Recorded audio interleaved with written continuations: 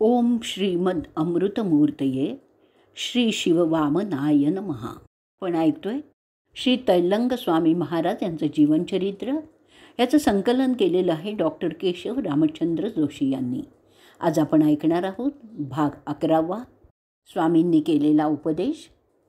आम्ही दोघे घाटावर उतरल्यावर श्री तैलंग स्वामी महाराज मला असे म्हणाले की हे पहा उमाचरण, आज रात्री जेव्हा तू येशील तेव्हा एक वही घेऊन ये. मी काही उपदेश सांगेन ते लिहून घे. त्यांनी तुझं भलं होईल. परंतु केवळ ते ऐकून तुझ्या लक्षात राहणार नाहीत. त्यानंतर तुला इतर अनेक धर्मग्रंथ वाचण्याची गरज पडणार नाही. मी दुसरी कोणतीही जे काही लिहून देईन ते वाचून जरी तू लक्षात ठेवलंस तरी तुला भरपूर ज्ञान होईल.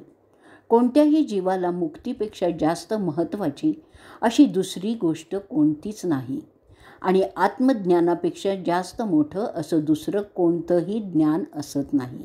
परंतु मुक्ती आणि आत्मज्ञान मिळवण्यासाठी पुष्कळ शास्त्र वाचन करण्याची गरजच नाही. केवळ मूळ तत्त्व जाणल्यानेच कार्यसिद्धी होऊ शकते. मुक्ती सोडून मनुष्याचं दुसरं कोणतंही ध्येय किंवा गती असूच शकत नाही. सर्व काळ मनुष्य मुक्तीचीच इच्छा करत असतो. परंतु जोपर्यंत ज्ञानाचा उदय होत नाही तोपर्यंत त्याची जन्म मृत्यूच्या चक्रातून सुटका होत नाही. त्यामुळे त्याला कष्ट भोगावेच लागतात. या जगात जे काही सर्व दिसतंय ती सगळी माया आहे. या संसारात राजापासून प्रजेपर्यंत कोणालाही निर्मळ असं सुख भोगण्याचा हक्क नाही आणि ते भोगण्याची कोणाची क्षमताही नाही.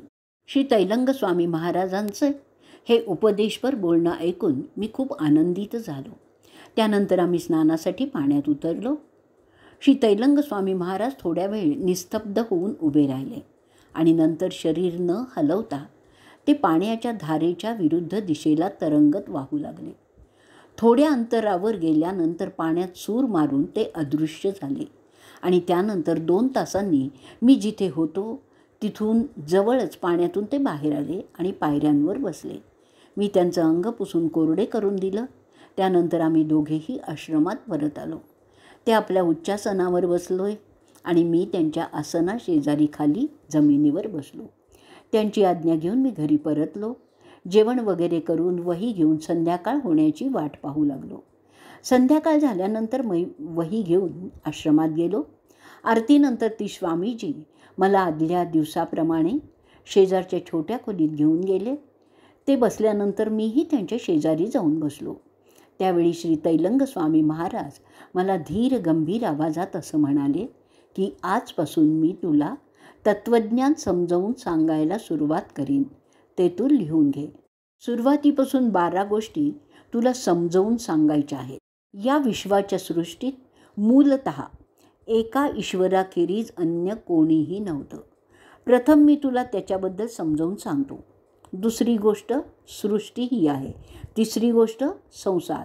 चौथी श्री सद्गुरू आणि शिष्य. 5वी चित्तशुद्धी. 6वी धर्म. 7वी उपासना. 8वी पुनर्जन्म. 9वी आत्मबोध.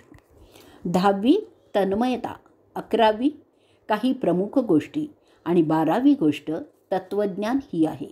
या सर्व विषयांच्या ज्ञानानेच तुला पुष्कळ लाभ होईल.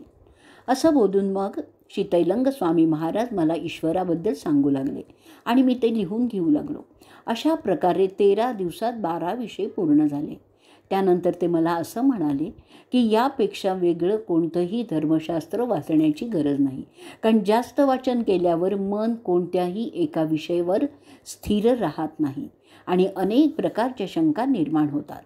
यानंतर पुढे श्री तैलंग स्वामी महाराज मला असं म्हणाले की तुला देवतत्वाच्या संबंधात काही गोष्टी माहिती असणं आवश्यक आहे. मग त्या विषयाबद्दल काही शंका उरणार नाही. याकरता तू आणखीन एक वही घेऊन ये, म्हणजे मी तुला आणखीन 12 विषय लिहून देईन. त्यांच्या आज्ञेनुसार मी आणखीन एक वही घेऊन आश्रमात आलो. श्री तैलंग स्वामी महाराजांनी मला आपल्या खोलीत नेऊन सलग 6 दिवस 12 विषयांबद्दल ज्ञान सांगितलं. माझ्या वहीत मी ते लिहून घेतलं. ते विषय पुढीलप्रमाणे आहेत.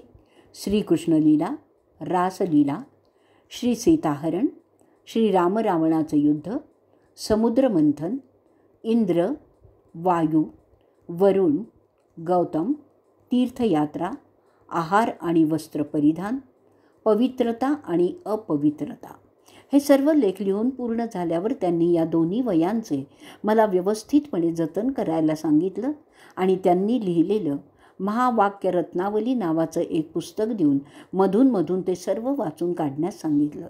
ज्याप्रमाणे कुटुंबातील सर्वात लहान मूल हे सगळ्यांचं आवडतं असतं, त्याचप्रमाणे श्री तैलंग स्वामी महाराज माझ्यावर कृपापूर्ण प्रेम करू लागले आणि 2 महिन्यापर्यंत याच पद्धतीने आश्रमात माझ्या येण्या जाण्याने लोकांचा असा समज झाला की मीही आश्रमवासीच आहे. खास करून मी श्री तैलंग स्वामी महाराजांच्या बरोबर स्नान करण्यात जाऊ लागल्यामुळे सर्वजण असे म्हणू लागले की श्री तैलंग स्वामी महाराज या बंगाली माणसाला आपला शिष्य बनवण्यासाठी घडवून तयार करीत आहेत. माझ्या मनातली भीतीही दूर झाली होती. मी धीर करून न घाबरता आश्रमात जाऊ लागलो. ज्याप्रमाणे पित्याच्या घरात मुलाचा हक्क असतो, त्याचप्रमाणे आश्रमात मलाही थोडा अधिकार मिळायला लागला. आपल्या घराप्रमाणे माझी जेव्हा इच्छा होईल त्यावेळी मी आश्रमात जाऊ येऊ लागलो. माझं मन सुखावलं होतं. माझ्या आनंदाला पारावार राहिलेलाच नव्हता. त्यावेळी मी विचार करायला लागलो की जर श्री तैलंग स्वामी महाराज माझ्यावर एवढी कृपा करीत आहेत, तर मग मी त्यांच्याकडून दीक्षा घेतल्याशिवाय राहणारच नाही. त्यासाठी मला कितीही दिवस राहावं लागलं तरी मी तिथेच राहीन. आणि दुसऱ्या दिवशी जेव्हा मी श्री तैलंग स्वामी महाराजांच्या जवळ बसून त्यांचे पाय चेपत होतो, तेव्हा श्री मंगलदास मला म्हणाले, उमेश बाबू. त्यावेळी श्री मंगलदास मला उमेश बाबू म्हणून हाका मारीत असत. तुम्ही तर आपल्या सेवेने बाबांना वशच केलं आहे. त्यामुळे मला असं वाटतं की बाबा तुम्हाला आपला शिष्य बनवतील. त्यांचं हे बोलणं ऐकून मी त्यांना मोठ्या अपेक्षेने असं विचारलं की आपण स्वामीजींच्याकडून याविषयी काही ऐकलं आहे का? त्यावर उत्तर देताना श्री मंगलदास मला म्हणाले, तुम्हाला शिष्य बनवण्यात आता काय बाकी राहिली आहे? आजपर्यंत बाबांनी कोणाशीच इतकी जवळीक केली नाही. आजकाल ते नेहमी असं म्हणतात की हे बंगाली बाबू खूप शांत आणि सुस्वभावी आहेत. श्री मंगलदास यांच्याकडून ही गोष्ट ऐकून मी खूपच आनंदित झालो आणि माझ्या मनात अशी आशा निर्माण झाली की आता निश्चितच मला श्री तैलंग स्वामी महाराजांच्याकडून दीक्षा मिळू शकेल. मी श्री मंगलदास यांना हात जोडून अशी प्रार्थना केली की बाबांनी मला दीक्षा द्यावी, म्हणून आपण मला खूप मदत करावी. योग्य वेळ पाहून बाबांचं या विषयाबद्दलचं काय मत आहे हे त्यांना विचारावं. श्री मंगलदास यांनी माझं म्हणणं मान्य केलं. सायंकाळ झाल्यानंतर श्री तैलंग स्वामी महाराजांनी मला घरी जाण्याची आज्ञा केली आणि मी घरी परतलो. दुसऱ्या दिवशी सकाळी मी श्री तैलंग स्वामी महाराजांच्या जवळ बसून त्यांच्या अलौकिक क्रिया आणि योगशास्त्रामधील पारदर्शक ज्ञान याविषयीचा विचार करताच असं ठरवलं की मी त्यांच्याकडून योगदीक्षा घेईन. श्री तैलंग स्वामी महाराजांच्याकडे आपल्या मनातील विचार प्रकट करावेत यासाठी मी त्यांच्याजवळ गेलो. परंतु मी काही सांगण्याच्या आतच मला बोलण्याची संधी न देता श्री तैलंग स्वामी महाराज श्री मंगलदास यांना बोलावून त्यांना असं म्हणाले की हे बंगाली बाबू आता दीक्षा घेऊ इच्छितात. त्यांचं हे बोलणं ऐकून मी अतिशय विनम्र होऊन त्यांना असं म्हणालो की आपण माझ्यावर जी विशेष कृपा केली आहे ती कोणाच्याही भाग्यात सहजासहजी नसते. आपणाला कृपा करून माझा उद्धार करावाच लागेल. माझी प्रार्थना ऐकून श्री तैलंग स्वामी महाराज मला असं म्हणाले की या गोष्टींबद्दल आम्ही रात्री विचार करू. ही अतिशय कठीण गोष्ट आहे. सध्या तर तू स्वाधीन आणि मुक्त आहेस, पण दीक्षा घेतल्यावर तुझ्यावर अनेक बंधनं येतील, असं सांगून त्यांनी मला घरी जाण्यास सांगितलं. संध्याकाळी मी ज्यावेळी आश्रमात गेलो आणि श्री तैलंग स्वामी महाराजांच्या शेजारी जाऊन बसलो, त्यावेळी ते मला शेजारच्या छोट्या खोलीत घेऊन गेले आणि आसनावर आपल्या बसल्यानंतर मला म्हणाले, जरी तुझी योग शिकण्याची इच्छा असली तरी तू योगाभ्यास शिकण्यास योग्य नाही. तुला उपासना मार्गच उपयुक्त आहे. याकरता तू उपासना मार्गाने जाण्याची तयारी कर. मी त्यांची आज्ञाप्रमाणे मानून त्यांना उपदेश करण्याची प्रार्थना केली. माझी ही प्रार्थना ऐकून ते मला असं म्हणाले की या माघ महिन्यात तृतीयेला पुष्य नक्षत्रात चंद्रग्रहण येईल. त्या ग्रहणापर्यंत तुला थांबावं लागेल, कारण शरीरशुद्धी झाल्याशिवाय दीक्षा घेता येत नाही. आणि त्या चंद्रग्रहणाच्या रात्री मी तुझा देह शुद्ध करून घेईन. त्यानंतर मला त्यांनी एका कागदावर लिहून असा उपदेश केला की तू थोडे पैसे जमव, ते पैसे चंद्रग्रहणाच्या दिवशी एखाद्या सत्पात्री ब्राह्मणाला दान कर. नंतर श्री गंगा स्नान करून एका आसनावर बसून मी सांगेन त्या मंत्राचा जप कर. असा सांगून त्यांनी मला तो मंत्र सांगितला. तो जपण्याचं विधानही सांगितलं. परंतु श्री क्षेत्र काशीत ग्रहणामध्ये सत्पात्र ब्राह्मण मिळणं फारच अवघड असतं. म्हणून मी त्यांना असं म्हणालो की बाबा, मला आपण फारच अवघड आज्ञा केली आहे. कारण श्री क्षेत्र काशीमध्ये ग्रहण कालात कोणीही सत्पात्र ब्राह्मण माझ्याकडून दान घेणार नाही. कृपा करून आपणच सांगा की मी काय करावं.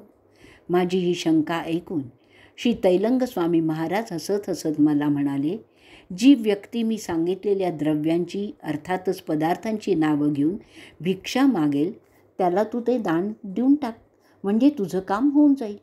त्यांचे हे आश्वासक उद्गार ऐकून मी आनंदितच झालो आणि विचार करायला लागलो की तैलंग स्वामी महाराज निश्चितच कोणातरी ब्राह्मणाला पाठवून देतील. मी निश्चिंतपणे ग्रहणाच्या दिवसाची वाट पाहू लागलो. रोज नियमितपणे दिवसातून 2 वेळा आश्रमात जाऊ लागलो.